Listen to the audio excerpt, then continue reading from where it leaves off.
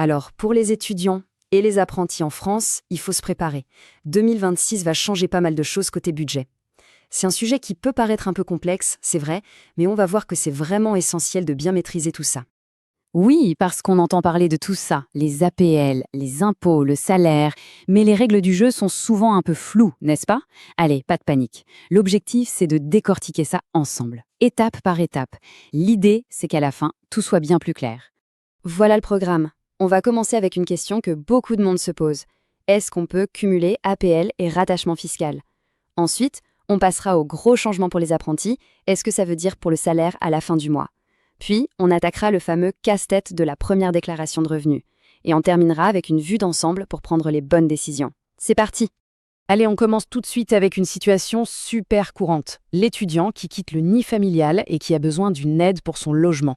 Et là, la première chose à savoir, et c'est une excellente nouvelle, c'est que oui, les deux sont compatibles. On peut tout à fait toucher une aide au logement tout en restant rattaché au foyer fiscal de ses parents. Ce n'est pas l'un ou l'autre.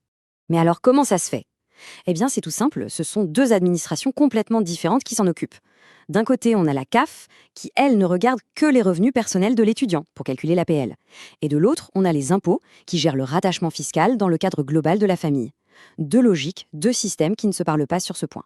Attention, attention, parce que cette bonne nouvelle a une contrepartie. Et c'est un impact direct et souvent méconnu pour la famille. Voilà le chiffre qui fait mal. Moins 139,99 €. C'est très concret. C'est ce qu'une famille avec 2 enfants perd chaque mois en allocation familiale à partir du moment où l'un des enfants commence à toucher les APL. La raison? Pour la CAF, dès qu'un étudiant perçoit une aide au logement, il n'est plus considéré comme étant à la charge de ses parents. Donc, si on récapitule, le cumul est bien possible. Il y a une seule grosse exception, c'est si les parents payent l'EFI, l'impôt sur la fortune immobilière. Pour tous les autres, la décision repose sur un calcul simple. Est-ce que le montant de l'APL que l'étudiant va recevoir est plus élevé que les allocations que la famille va perdre? C'est vraiment un arbitrage à faire, en famille. On passe maintenant aux apprentis. Et là, pour le coup, 2026 marque un vrai tournant. Un changement majeur qui va se voir, noir sur blanc, sur la fiche de paye. Le voilà, le changement principal. C'est la fin, ou presque, de l'exonération de cotisations sociales sur le salaire des apprentis. C'est une réforme qui vient mettre un terme à un système très très avantageux qui existait depuis des années.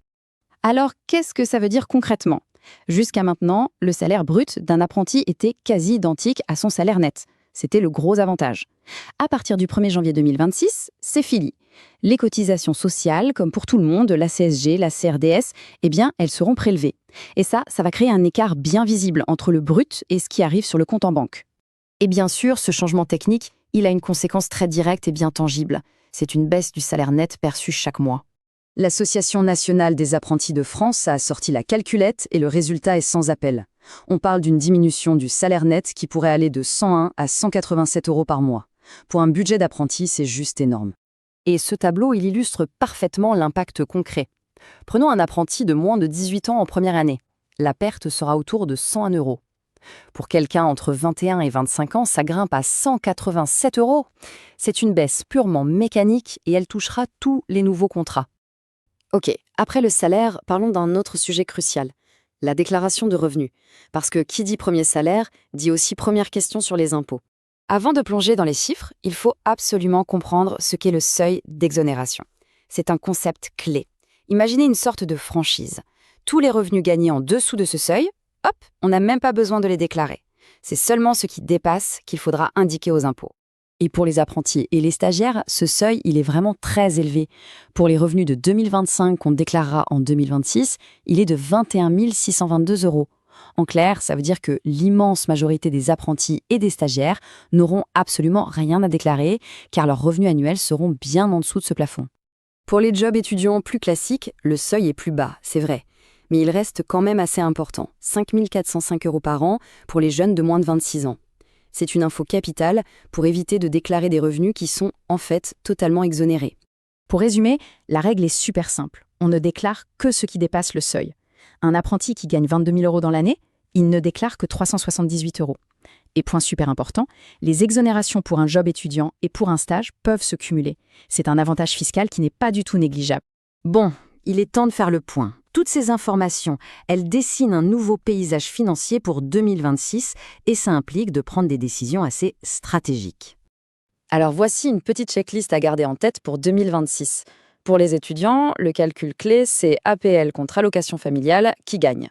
Pour les apprentis, il faut vraiment anticiper la baisse de salaire net dès le mois de janvier. Pour tout le monde, il faut connaître ses seuils d'exonération sur le bout des doigts pour ne pas payer d'impôts inutilement. Et une dernière info qui compte aussi, l'aide de 500 € pour le permis de conduire des apprentis, elle, est suspendue à partir du 1er janvier. Au final, on se rend compte que tout ça, c'est une question de calcul et de stratégie familiale. Rester rattaché au foyer fiscal des parents, c'est une option. Mais il en existe d'autres, comme déclarer ses revenus séparément, ce qui peut permettre aux parents de déduire une pension alimentaire. Bref, chaque situation est unique, et le meilleur choix dépend vraiment d'une analyse précise des chiffres. C'est vraiment le moment de se poser et de faire les bons calculs.